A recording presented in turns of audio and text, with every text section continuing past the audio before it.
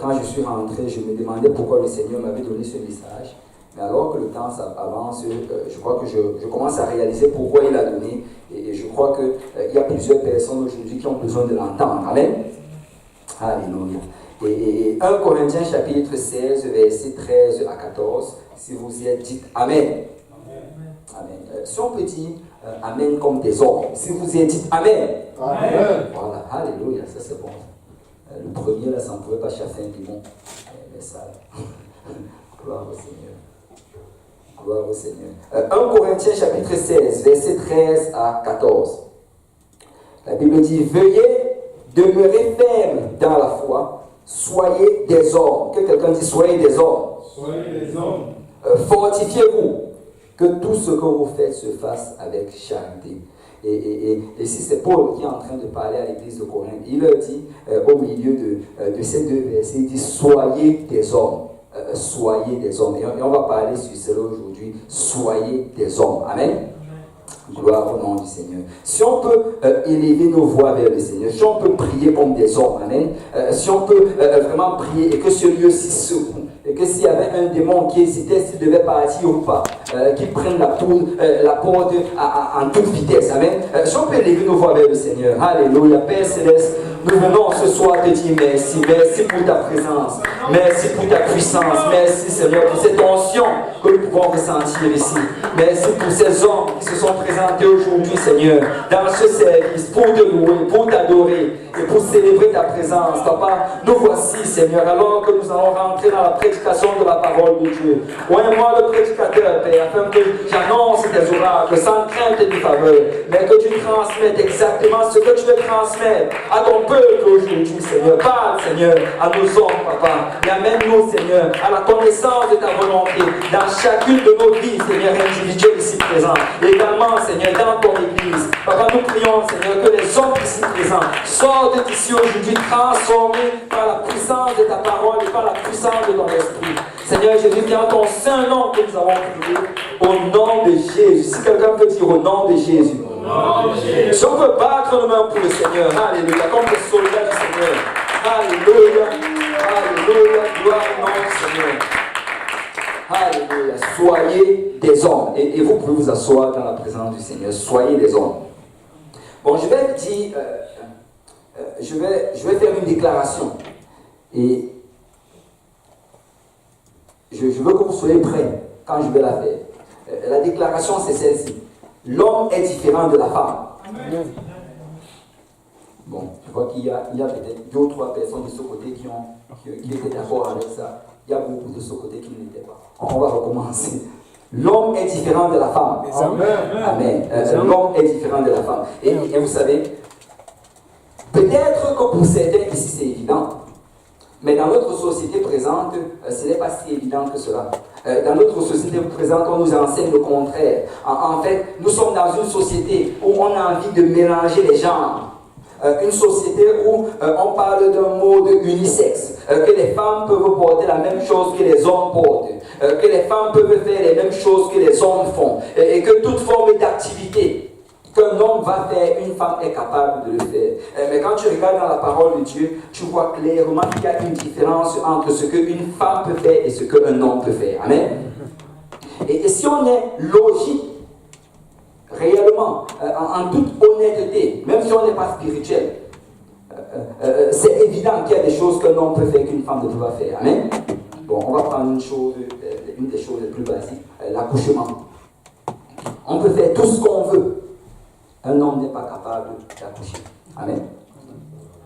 Vous savez, je suivais quelqu'un l'autre jour et il disait ceci, que quand on se marie, après quelque temps, l'homme et la femme, tous les deux, ils tombent enceintes. Mais après 9 mois, la femme accouche, mais l'homme n'accouche pas. Il garde de rester enceinte. Bon, ceux qui sont mariés comprennent. Mais la femme et l'homme, ne font pas toutes les mêmes choses. La femme est capable d'accoucher, l'homme n'est pas capable d'accoucher. Mais les mouvements présents vont nous parler de mode unisexe, de ces mouvements féministes qui vont nous pousser à vouloir accepter que la femme et l'homme peuvent faire les mêmes choses. Et là même, on y allait encore plus loin pour entrer maintenant dans les transgenres, où on te dit en fait, tu vois une femme, c'est une femme, mais elle te dit qu'elle est un homme. Et la chose la plus étrange là-dedans, c'est que les gens ne réalisent pas la folie derrière cela. Imaginez si je vous amenais un chat, et je vous dis que ça c'est un chien. Vous allez me regarder comme un fou. Je dis que non, c'est un chien. Peut-être qu'il a la forme d'un chat, peut-être qu'il miaule comme un chat, mais je te dis que c'est un chien et tu as intérêt de me croire. Sinon tu m'offenses. Et c'est dans quelle société nous vivons présentement? Amen. Amen. C'est si Dieu t'a donné l'équipement d'un homme, alors tu es un homme. Peu importe comment tu te ressens, peu importe ce que tu désirerais être, peu importe, je ne sais pas ce que ton cœur ou tes hormones te disent, si tu as l'équipement d'un homme, ben, tu es un homme. Amen. Et c'est très important, tu sais, on parle de ceci, c'est encore important qu'on en parle dans l'église. Parce que, vous savez, souvent, la Bible dit que les efféminés ne vont pas aller dans le royaume des cieux. Amen. C'est clair, quand tu regardes dans le livre de Corinthiens, Paul cite une liste de personnes qui ne vont pas aller dans le royaume des cieux. Ça, c'est 1 Corinthiens, chapitre 6, verset 11. Il dit, chapitre 6, verset 9, « Ne savez-vous pas que les injustes n'hériteront point le royaume de Dieu? Ne vous y trompez pas. » Waouh! Et il dit, ne vous y trompez pas. Peu importe le mensonge que la société peut dire, ne t'y trompe pas. Ils ne vont pas hériter. Et il dit, ni les impudiques, ni les idolâtres, ni les adultères, ni les efféminés. Donc même les efféminés ne vont pas aller dans le royaume des cieux. Et c'est quoi un efféminé? J'ai essayé de trouver la signification dans la Bible du mot efféminé. J'ai regardé le grec. Et le mot utilisé, qui est traduit en efféminé en français, c'est un homme qui est mou. Un homme qui est mou. Et d'autres significations encore disent que c'est quelqu'un qui met des vêtements somptueux ou bien qui met beaucoup d'importance sur son habillement. Waouh! Là, je crois qu'on commence à toucher certains. La Bible dit qu'un efféminé, c'est quelqu'un qui met beaucoup d'importance sur son habillement. Tu sais, c'est quelque chose. Quand une femme met de l'importance sur son habillement, c'est quelque chose d'autre qu'un homme commence à mettre. C'est si tu arrives en retard à l'église, toi un homme, parce que le matin tu avais du mal à trouver l'habit que tu devais mettre, c'est qu'il y a un problème. Ouf! Si tu es un homme, tu dois réaliser que faire ce genre de choses, c'est être un efféminé. Vous savez, un homme doit être capable, quand c'est l'heure de l'église, ben, même si je n'ai pas eu le temps de me laver, je mets l'habit que je dois mettre, je pars à l'église. Ouf, mais c'est comme si c'était dur de prêcher ça dans notre temps. Wow. Vous savez, le problème aujourd'hui, c'est ceci. C'est que nous sommes arrivés dans une génération où les hommes deviennent des efféminés, mais qu'ils couvrent cela avec d'autres noms. Et je vais vous expliquer. Est-ce que quelqu'un a déjà entendu parler d'un homme métrosexuel? Bon, quelques-uns. Mais un homme métrosexuel, en fait, c'est quoi? En fait, le terme avait été, on va dire, défini par un journaliste britannique dans les années 80, en 1994. Et il avait défini un métrosexuel comme étant un homme qui est hétérosexuel. Il n'est pas homosexuel, il est hétérosexuel, mais il est fortement soucieux de son apparence. Parce qu'on sait que pendant longtemps, dans toutes les générations, ce sont toujours les femmes qui étaient soucieuses de leur apparence.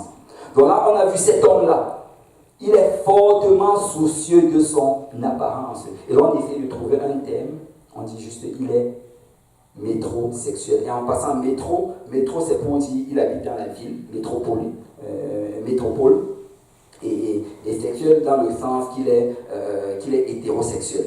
Et il définit ces hommes-là comme étant, c'est le type d'homme qui va soigner son habillement, il va soigner sa condition physique, il va soigner son alimentation, il va soigner sa musculation, même les soins esthétiques. C'est des hommes qui s'épilent, ça c'est un problème. Il va soigner les soins esthétiques, l'épilation, ce genre de choses. Sa coiffure doit toujours être nette. Et souvent, vous allez voir, bon, là, je risque de marcher sur les hôtels de certaines personnes. Ils vont souvent se promener avec un peigne à la bouche. Alléluia.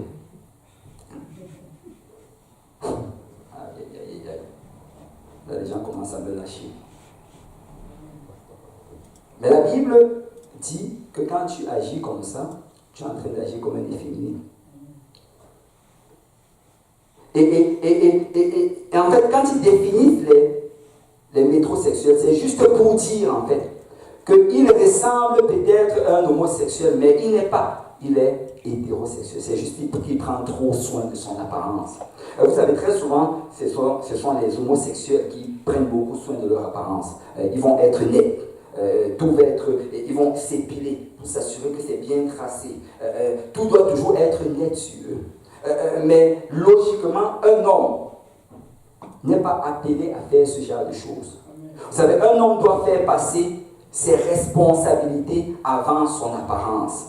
Un homme doit faire passer ses devoirs avant son apparence. Et comme j'ai dit tantôt, écoute, même si tu n'as pas eu le temps de te laver le matin, mets je ne sais pas, le parfum ou le déodorant, mais assure-toi d'être à l'église à l'heure. Parce que tu es un homme. Il ne faut pas que la sœur est en retard parce qu'elle avait du mal à choisir son habit, mais le frère est en retard parce qu'il avait du mal à choisir la couleur des chaussures. Il y a un problème. Il y a un problème. Vous savez, dans la Bible, en fait, on décrit Lucifer comme étant, quand tu regardes vraiment la manière comment on le décrit, c'est un homme, mais qui a des attributs de femme. Ça, c'est dans Ézéchiel. Tu peux bien le voir dans Ézéchiel, chapitre 28, à partir du verset 12. Il dit, Fils de l'homme, prononce une complainte sur le roi de Tyr. Tu lui diras, ainsi parle le Seigneur, l'Éternel. Tu mettais le sceau à la perfection. Tu étais plein de sagesse et parfait en beauté. C'est-à-dire, il passait du temps, il était beau. Et c'était quelque chose qui devait comme le définir. C'est quelque chose, en fait, qui était représentatif pour lui. Tu étais en Éden, le jardin de Dieu. Tu étais couvert de toute espèce de pierres précieuses, de sardoine, de topaz, de diamant, de chrysolite, d'onyx, de jaspe, de saphir, d'escarboucle, d'émeraude et d'or. Waouh! Et là, on te décrit cet homme-là avec beaucoup de bijoux sur lui. Vous savez, on parle déjà de... je sais qu'on enseigne la sanctification, on parle beaucoup des bijoux pour les femmes. Mais le problème, c'est que dans notre société aujourd'hui, je crois qu'on devrait aussi en parler aux hommes. C'est un homme qui met les bijoux sur lui, ça c'est homosexuel. Ça vient du diable. Amen. Parce que c'est le diable qui est décrit dans la Bible avec les bijoux. Waouh! Vous savez, quand tu regardes dans l'ancien temps, on allait te parler de certains hommes qui avaient des bijoux, mais les bijoux qu'on te parle de ces hommes-là, c'est souvent la bague. Mais cette bague-là, en fait, ça avait une fonction. Ça passait souvent comme leur carte de débit. C'était comme l'autorité avec quoi ils pouvaient acheter des choses, ou bien déclarer des choses, ou prononcer des ordres. Mais ce n'était pas juste des choses décoratives. Mais tu vas voir un homme aujourd'hui avec une chaînette à la main. D'autres hommes avec la chaînette à la pied. Au pied. D'autres hommes avec la boucle, même la boucle aux oreilles. Tout ça là, c'est efféminé. C'est efféminé.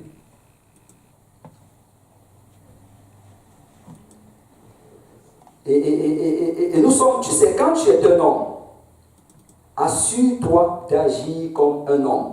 Ne laisse pas la société présente te pousser à commencer à t'aligner à ce que le monde fait. Tu sais, aujourd'hui, si tu commences à marcher, à te conformer à ce monde, tu vas devenir un efféminé rapidement.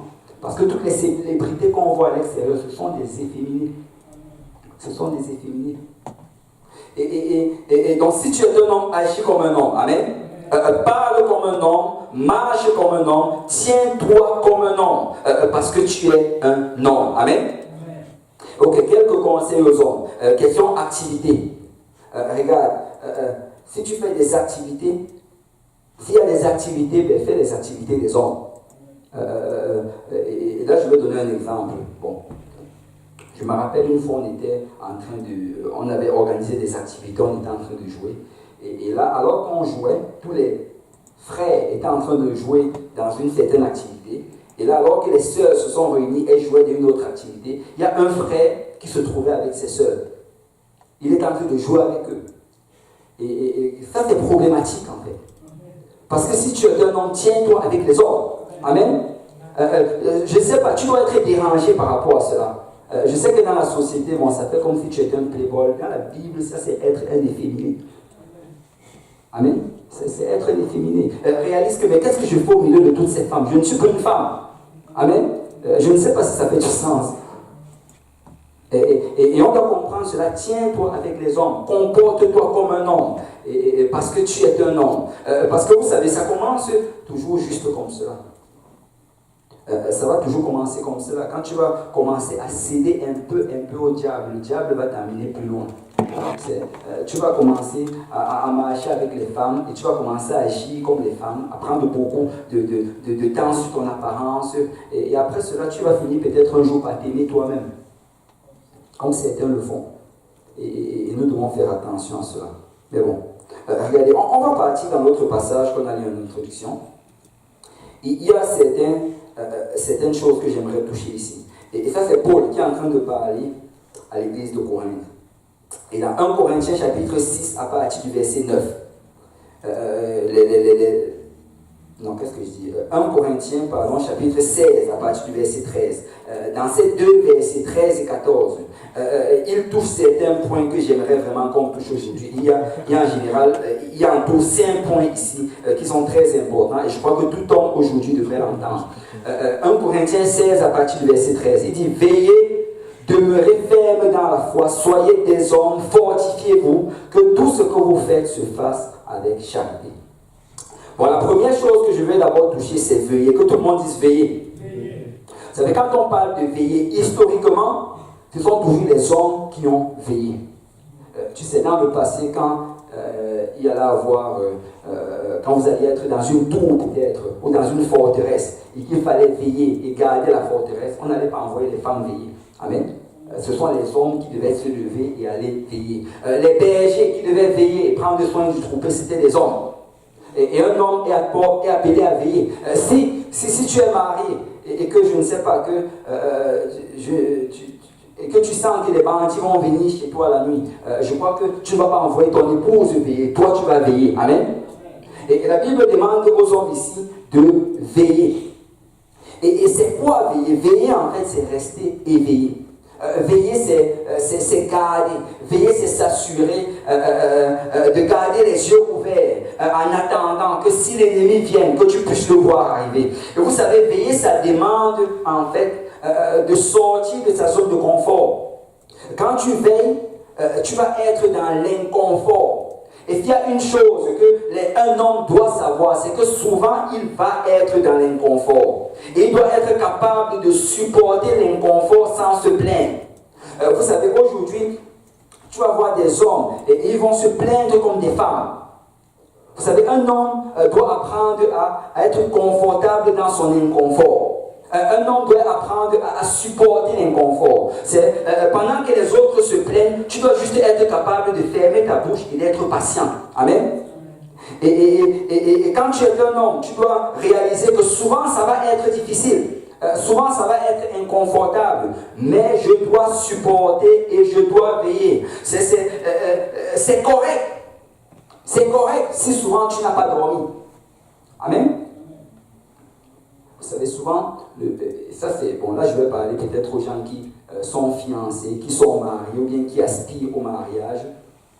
Tu sais, peut-être pendant que tu étais fiancé, tu pouvais avoir de bonnes nuits de sommeil. Mais quand tu te maries et que tu commences à avoir des enfants, souvent ça va être difficile. Bon, frère Jeff dit oui. Il n'est pas encore marié, mais il anticipe déjà.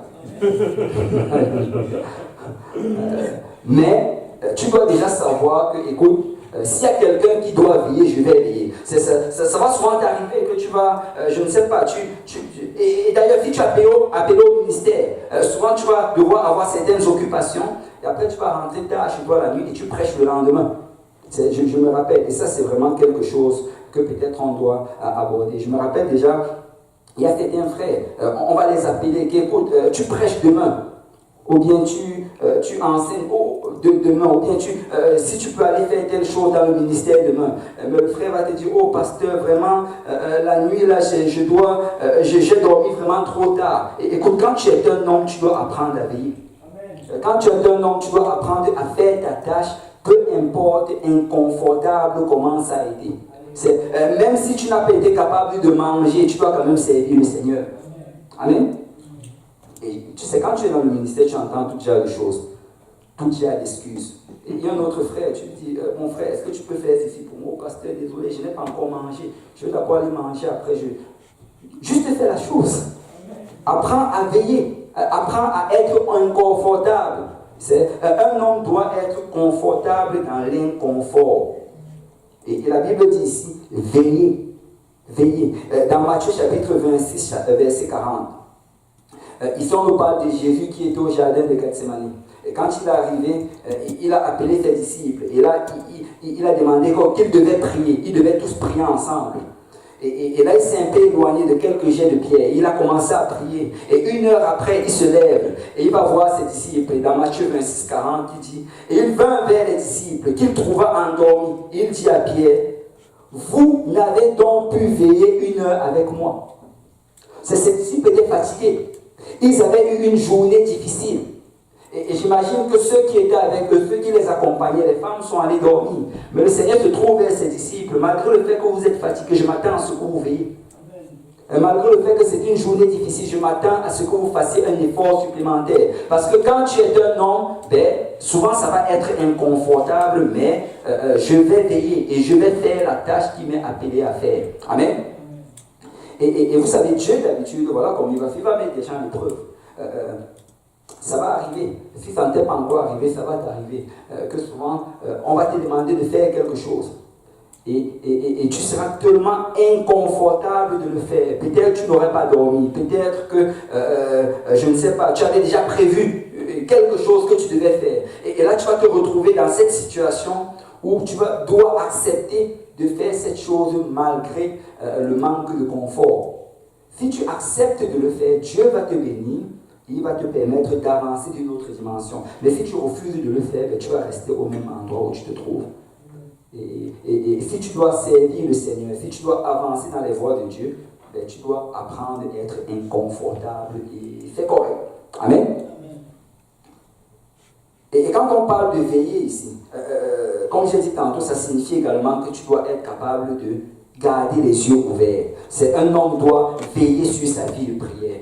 Veiller, ça veut dire s'assurer que les choses se passent comme elles doivent se passer. Un homme doit continuellement regarder et veiller sur les choses dont il a la responsabilité. Si tu es marié, si tu as des enfants, tu dois veiller sur la vie spirituelle de ta famille. Amen. Tu dois veiller sur la vie spirituelle de ta famille. Tu dois t'assurer que ton épouse une vie de prière. Que tes enfants prient. C'est la responsabilité de l'homme. C'est l'homme qui est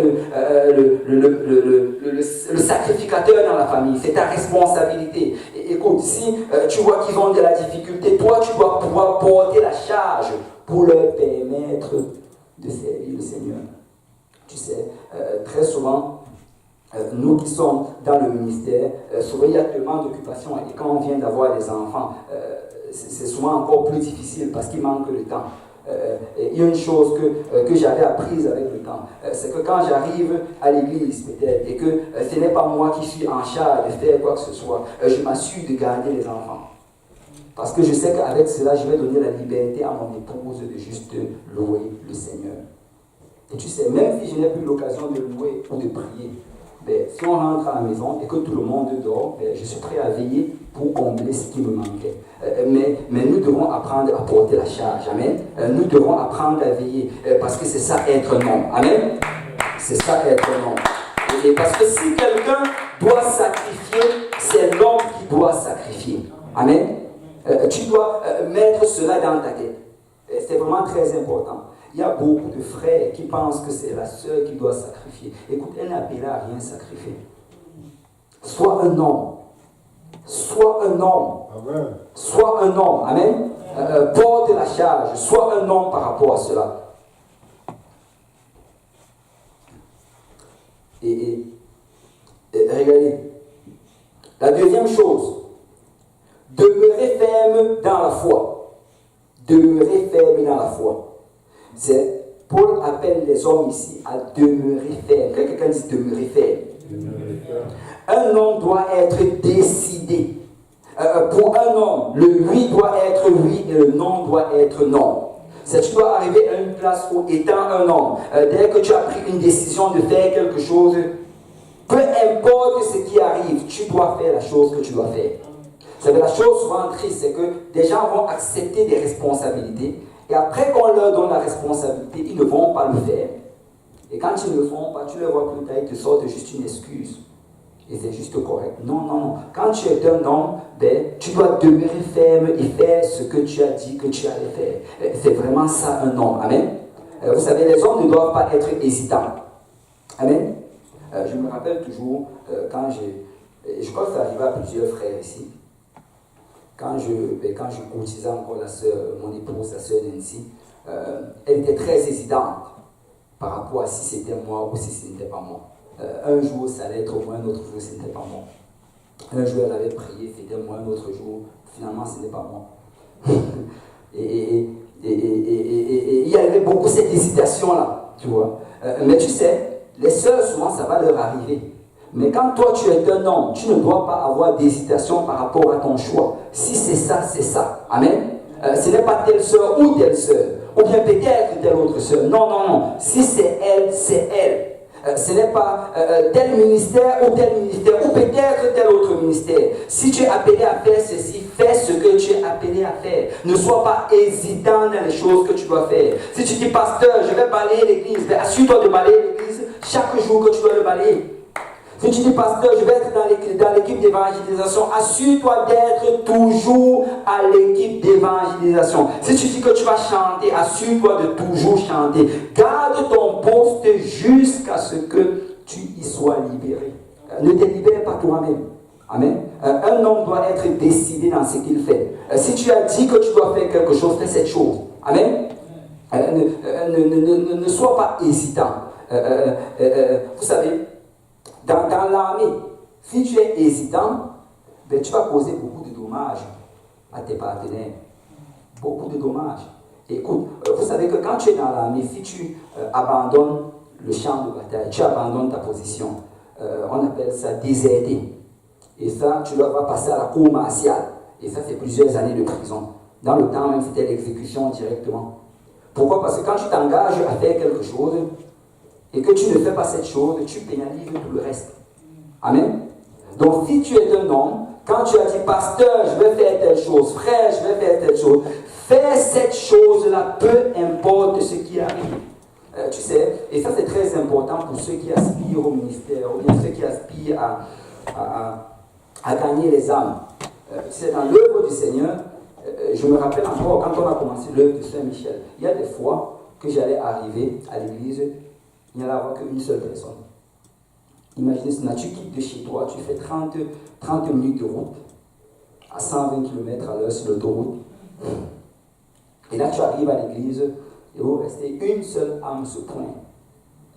Tu sais, tu vas juste te décider, Seigneur, je ne suis pas venu juste parce qu'il y allait avoir beaucoup de personnes, je suis venu parce que tu m'as dit de venir. Et aussi longtemps que tu me dis de venir, je vais venir. Et je vais être fidèle. Et si tu es fidèle dans les petites choses, Dieu va être fidèle et il va te donner de plus grandes choses. Ça prend juste d'être décidé. Je suis décidé. Je suis décidé à servir le Seigneur. Je suis décidé à accomplir ce que le Seigneur m'appelle à faire. Je suis décidé que quand j'ai pris un engagement devant le Seigneur, je vais le faire. Par la grâce du Seigneur. Amen. Je dois demeurer faible. Et si tu es un homme, tu sais, si tu as décidé de croire en Dieu, crois en Dieu. Amen. Ne mélange pas ça avec toute autre croyance. Crois en Dieu, c'est le Seigneur. Donne-toi tout entier à cela. Demeure ferme dans la foi. Troisième chose, soyez des hommes. Soyez des hommes. Que tout le monde dise soyez des hommes. Soyez des hommes. Vous avez une caractéristique principale de l'homme. Vraiment, cette caractéristique-là, première, qui va le différencier de la femme, c'est que l'homme est capable de s'encourager lui-même. Regardez, Genèse chapitre 3, verset 16. Quand Dieu donne la malédiction sur la femme, il dit à la femme, j'augmenterai la douleur de tes grossesses, tu enfanteras avec douleur, et tes désirs se porteront vers ton mari, mais il dominera sur toi. Dieu n'a pas donné cette malédiction à l'homme, mais il l'a donné à la femme. Ça veut dire que la femme, en fait, elle va avoir besoin de l'approbation de son époux. Elle va avoir besoin de l'encouragement de son époux. Elle va avoir besoin vraiment que son époux la soutienne. Mais de l'autre côté, Dieu s'attend à ce que l'homme lui-même puisse se soutenir lui-même. Qu'il puisse lui-même s'encourager dans le Seigneur. Et un homme doit apprendre à s'encourager. Tu sais, c'est vraiment très important que tu apprennes à t'encourager. Je me rappelle encore, et je ne sais pas, les exemples que j'ai fait toujours dans mon mariage, parce que c'est tout ce que j'ai comme exemple. Mais je me rappelle quand je venais de me marier, et là, on entendait les enseignements sur comment il faut toujours dire à ton époux je t'aime, comment il faut toujours l'encourager. Et là, je le faisais, je le mettais en pratique. Mais alors que je le mettais en pratique, ben, à un moment, je réalisais que mais elle-même, elle ne me dit pas beaucoup je t'aime. Elle-même, elle ne me dit pas que tu es beau. Ou bien elle-même ne dit pas beaucoup que tu es bien habillé ou ce genre de choses. Donc, j'ai réalisé qu'avec le temps, c'est juste moi qui le disais. À un moment, c'était d'abord un problème. Mais après, j'ai réalisé quelque chose dans le Seigneur. Que le Seigneur a donné ce commandement, ou bien cette malédiction à la femme. Parce qu'en fait, la satisfaction ou la joie de la femme va dépendre de l'approbation de son époux. Mais l'homme en lui-même, il peut s'encourager. En fait, je n'avais même pas vraiment besoin qu'elle me dise que je suis beau. C'est un homme réellement, il n'a pas besoin d'entendre de la femme qu'il est beau. Amen. Tu n'as pas besoin d'entendre cela. Écoute, je sais déjà que je suis beau. Amen. Et la preuve est m'épouser. Amen. Tu n'as pas besoin qu'elle te le dise. Tu n'as pas besoin de l'entendre t'encourager. En fait, c'est elle qui a besoin de ton encouragement. Mais c'est à toi de l'encourager continuellement. Tu l'encourages. Alors que tu l'encourages, toi aussi tu t'encourages. Si l'homme n'est pas capable de s'encourager, ce que son couple va vivre beaucoup de troubles. Parce que vous savez, la femme a souvent cette tendance à entrer dans la panique. Et si tu es un homme et que toi aussi tu paniques, ça ne va pas bien se passer. Tu dois être capable de toujours t'encourager et de toujours l'encourager. Aie assez d'encouragement pour toi et pour ton épouse.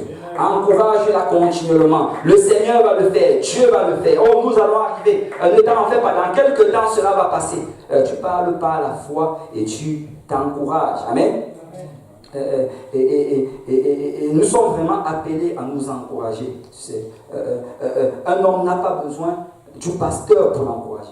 Il y a certains frères, je me rappelle encore quand, il y a cela quelques années, je me rappelle un frère se plaignait, il disait que oui, mais le pasteur, c'est comme si lui, il appelle juste les sœurs pour les encourager. Moi, je suis là depuis dans l'église, le pasteur ne m'a pas encore appelé. Il y avait un frère qui disait cela. C'est parce que les sœurs ont besoin d'encouragement. Toi, tu n'en as pas besoin. Moi, le pasteur ne m'appelait jamais. Je n'avais pas de problème avec cela. Parce qu'il faut que je m'encourage moi-même. Amen. On n'a pas besoin d'être sur ton dos. Si tu es un homme, on n'a pas besoin d'être sur ton dos pour t'appeler. Viens à l'église, viens servir le Seigneur, viens à l'église, viens à l'évangélisation. Et étant un homme, tu dois t'encourager toi-même. Amen. La Bible dit que David se fortifiait lui-même. Fortifie-toi dans le Seigneur, encourage-toi. Regardez ce que Dieu a dit à Josué. Josué chapitre 1, verset 6. Fortifie-toi et prends courage. Dieu dit à Josué, écoute, tu dois apprendre à te fortifier. Tu dois apprendre à prendre courage toi-même. N'attends pas à ce que d'autres viennent toujours te taper dans l'épaule. Fortifie-toi dans le Seigneur. Souvent, juste lève-toi, prends courage. C'est qu'on parle de prendre courage. Ça veut dire que tu prends courage par toi-même. Que ça ne va pas, mais ça va aller. Par la grâce du Seigneur. Amen. Alléluia. Et le prochain, fortifiez-vous. Ça, c'est le numéro 4. Fortifiez-vous. Tu sais, ça vient toujours avec le courage. Fortifiez-vous. Et vous savez, quand on parle de fortifier, ça veut dire ajouter de la force. Ça veut dire quand tu te sens faible, tu dois pouvoir ajouter de la force. Comment ajouter de la force? Josué chapitre 1, verset 7 à 8.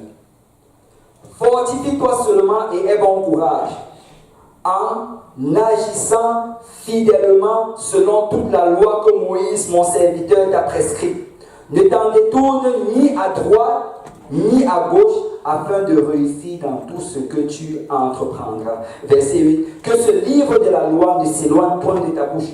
Médite-le jour et nuit pour agir fidèlement selon tout ce qui est écrit, car c'est alors que tu auras du succès dans tes entreprises, c'est alors que tu réussiras. En fait, quand le Seigneur demande à Josué de se fortifier, il dit fortifie-toi avec la parole de Dieu. Vous savez, un homme, en fait, pour te fortifier, c'est avec la parole de Dieu. Assure-toi de lire ce livre chaque jour. Assure-toi d'étudier ce livre. Assure-toi de méditer sur ce livre. Et c'est comme ça que tu vas te fortifier. Amen. Et le Seigneur nous dit que nous, les hommes, on doit se fortifier nous-mêmes. N'attends pas que le pasteur vienne te fortifier avec la prédication ou avec l'enseignement. Fortifie-toi déjà toi-même. De telle manière, c'est que quand tu arrives dans la maison de Dieu, la prédication, c'est juste une confirmation de ce que tu as déjà étudié. Amen. Nous devons nous fortifier. Vous savez, le monde à l'extérieur, c'est tellement dur. Nous vivons des temps difficiles. Et le seul moyen d'y arriver, c'est en se fortifiant.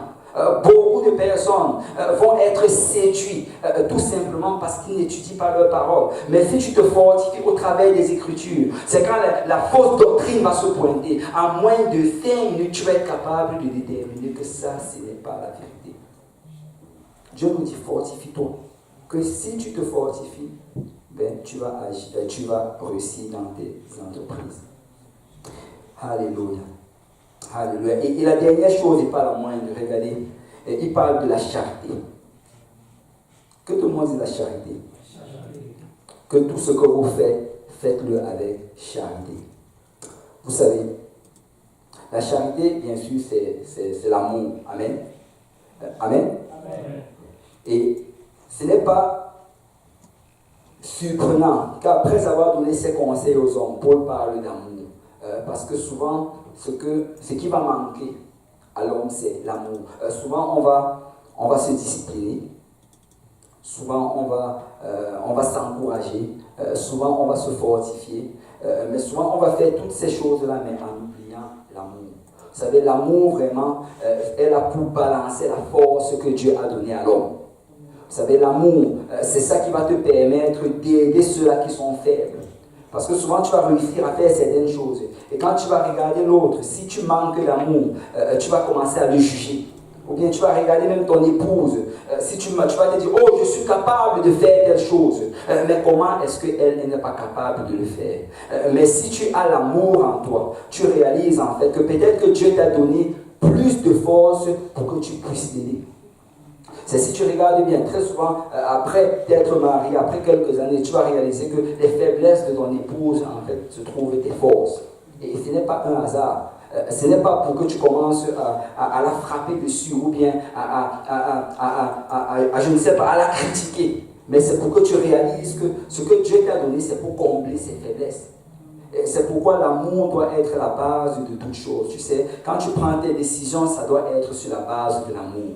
Chaque décision doit être sur la base de l'amour. L'amour de Dieu et l'amour pour le corps du Christ. Amen. Ça doit toujours être l'amour. Et Paul dit ici d'utiliser vraiment l'amour comme cette contrebalance. Tu sais, toute chose, ça doit être par amour. Si tu décides que nous allons faire ceci, ça doit être sur la base de l'amour. Nous n'allons pas faire ceci, ça doit être sur la base de l'amour. Et tu dois vraiment apprendre. Vous savez que dans le livre d'Éphésiens, quand Paul donne les conseils au mari, à la femme, il dit « soumets-toi à l'homme », mais à l'homme, il dit « aime ton épouse ». Amen. Et on sait qu'il ne dit pas « aime ton épouse », aime ton époux à la femme, parce que naturellement, la femme va aimer. Mais l'homme souvent, il va être très méthodique, il va être très cartésien. Il va vouloir que les choses se passent telles qu'elles sont alignées pour faire, mais en oubliant l'amour. Et Dieu nous interpelle vraiment, nous les hommes de Dieu, à ce que l'amour soit toujours la base de chacune de nos décisions. C'est pose-toi la question. Et l'amour réellement dans le Seigneur, c'est mourir pour l'autre. C'est l'amour, c'est mourir pour l'autre.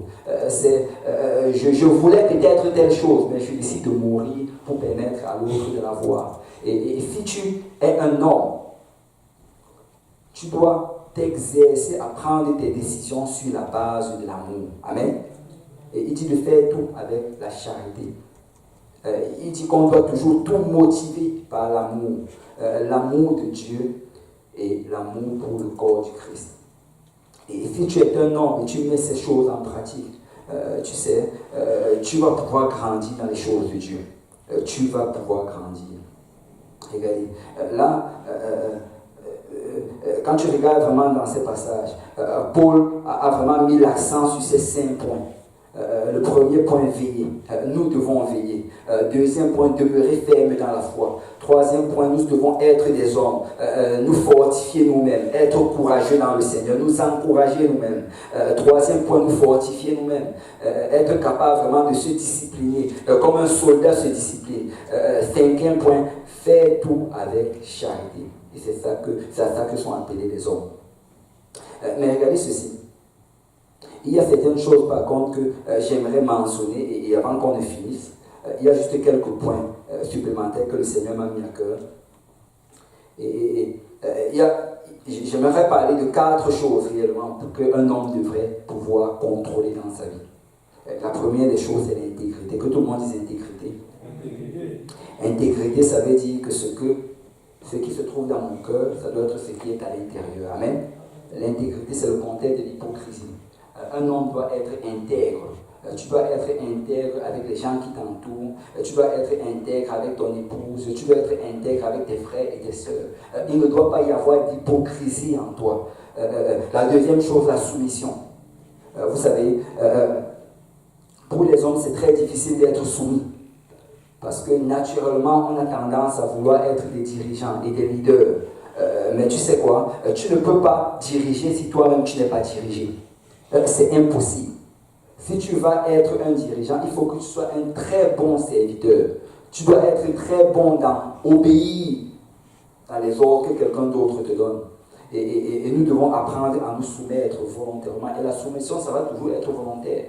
Il n'y aura pas de soumission forcée. Il va falloir que nous-mêmes, on décide que je vais être soumis et je vais suivre et obéir. La troisième chose, c'est la responsabilité. Nous devons réaliser que nous avons des responsabilités. Et dès que tu reçois une responsabilité, tu dois tenir à ce que ce soit fait. N'envoie pas le blanc sur quelqu'un d'autre. Si ça n'a pas fait, c'est juste parce que toi, tu n'as pas tenu ta responsabilité. Et nous devons faire cela. La quatrième chose n'est pas la moindre, c'est l'appétit. Que tout le monde dise appétit. Appétit. Vous savez, l'appétit, en fait, c'est une des choses qui va poser beaucoup de problèmes dans la vie d'un homme. Parce que l'homme est attiré par ce qu'il voit. Et la première chose que nous devons toujours faire dans notre vie, et on doit toujours s'assurer que c'est toujours en ordre, c'est de contrôler notre appétit. Tu sais, surtout par les yeux. Parce que les choses qui vont entrer par nos yeux, c'est ça vraiment qui vont nous définir. Donc un homme de Dieu ne se laisse pas, ne regarde pas n'importe quoi. Un homme de Dieu, en fait, il doit garder ses yeux contre certaines choses. Tu sais, même aujourd'hui, les gens vont dire, oh oui, les films, il y a des films qui sont quand même corrects. Mais vous savez, si dans un film, même s'il n'y a pas de scène de sexe, s'il y a juste une allusion à cela, souvent c'est même encore pire même que la scène de sexe. Pourquoi cette allusion-là que tu vois, ça va bâtir dans ton cerveau, parce que l'homme a cette bonne capacité-là à imaginer des choses, et ça peut t'amener très loin. Donc c'est important pour un homme de Dieu de garder ses yeux, de s'assurer de ne pas regarder n'importe quoi. Amen. Amen. On va tous se lever dans la présence du Seigneur. Alléluia.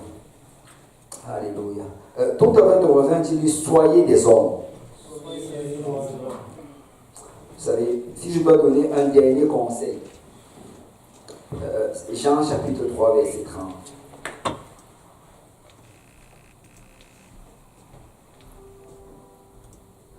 Jean 3,30. Ça, c'est Jean-Baptiste, quand il voit Jésus passer, il pointe vers lui et il dit, il faut qu'il croisse et que je diminue. Il faut qu'il croisse et que je diminue. Jean, c'était un homme. Et c'était un exemple pour les hommes. Et quand tu regardes vraiment le ministère de Jean, la chose qui s'était décidée dans son ministère, c'est qu'il faut que Christ croisse et que moi je diminue. Et ça doit être le but de chacun des hommes ici présents. Étant des hommes, on a souvent des aspirations, on a souvent des projets. Et on peut souvent visualiser et se dire, je veux devenir ceci, je veux faire ceci. Mais je veux juste dire à quelqu'un ce soir que notre première aspiration, c'est d'abord que Christ croisse en nous et que nous diminuions. C'est que jour après jour, quand on nous voit, ce n'est pas nous que nous voyons, ou bien ce n'est pas notre orgueil qui apparaît, mais que c'est d'abord le Seigneur Jésus-Christ. Et rien que le Seigneur Jésus-Christ. Et c'est vraiment ça notre aspiration. Et la seule manière comment arriver à cela, si tu regardes dans le livre de... on ne va pas y aller, mais je vais paraphraser. Dans le livre de Matthieu chapitre 5, 6 et 7, la Bible nous parle du sermon dans la montagne. Et quand tu regardes ce sermon, Jésus dit, vous êtes la lumière du monde, vous êtes le sel de la terre. Et après cela, il donne 3 choses que nous devons continuellement faire pour nous permettre d'être la lumière du monde. Il dit, lorsque vous donnez, donc une chose qu'un homme doit toujours s'assurer de faire, c'est de donner. Amen. Tu dois donner. Vous savez, les femmes, elles ont cette habilité-là de donner plus facilement. Et d'ailleurs, la preuve, les sœurs d'habitude se donnent beaucoup de cadeaux entre elles. Les frères, c'est rare que tu envoies. Le frère veut juste prendre. Mais un homme doit apprendre à donner. Amen.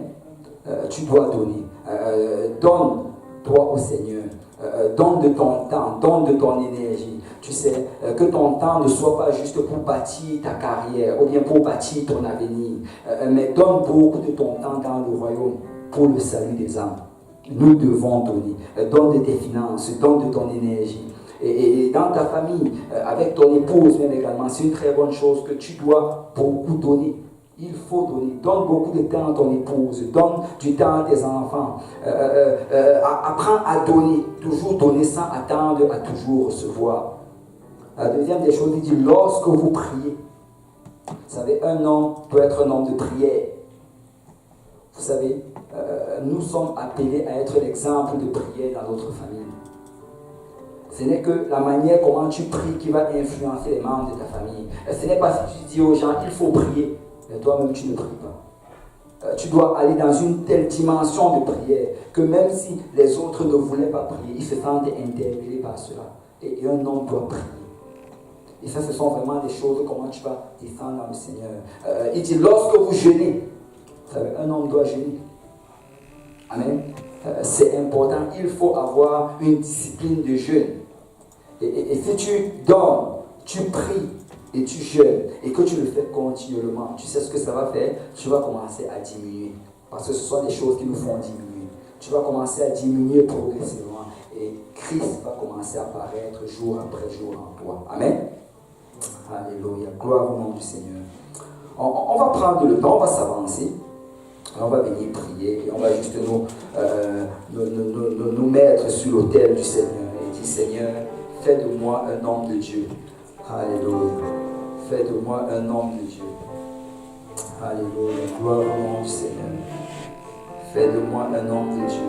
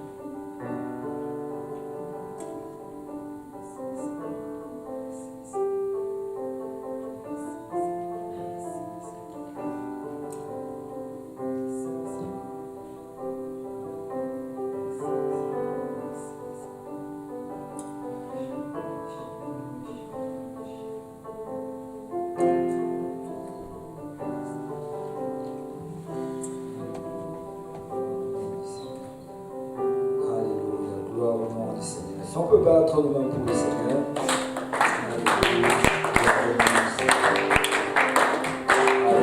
Tu peux serrer la main de ton frère, de ta soeur, de ton frère. Alléluia. Et tu soyez des hommes. Alléluia. Je vais être un homme de Dieu. Que le Seigneur vous bénisse.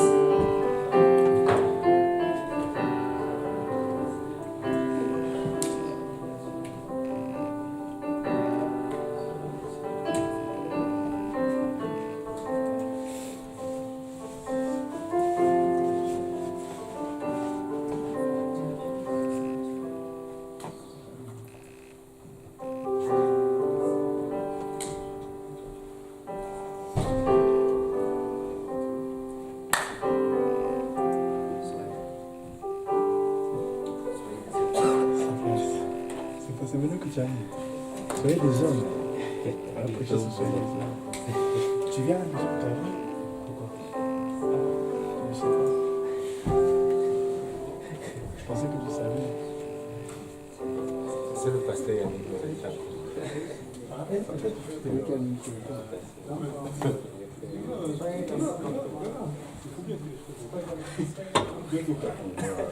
bientôt. Never. Hein? Non, je sais pas. C'est pas moi qui